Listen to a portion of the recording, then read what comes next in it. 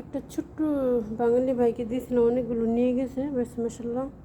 এখন কিন্তু আমি এখানে পানিও দিই না, যে হারে গরম, মানে বাইরে হইতেই পারি না।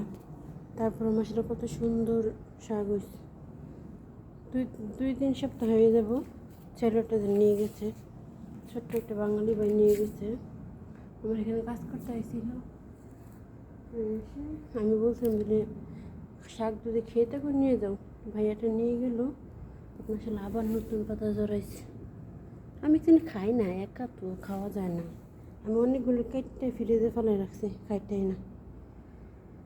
দেখে রান্না করবো, এভাবে নষ্ট করে তো লাভ নেই। মাসাল্লাহ প্রায় 1.5-2 বছর এগুলো আমার এই গাছটা।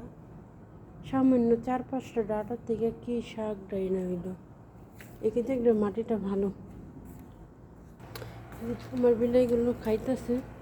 আর ওই যে কালারটা যেটা জল জ্বলতেছে চোখ দুইটা, এটা হলে আমার প্রথম বিলাইটার মতন।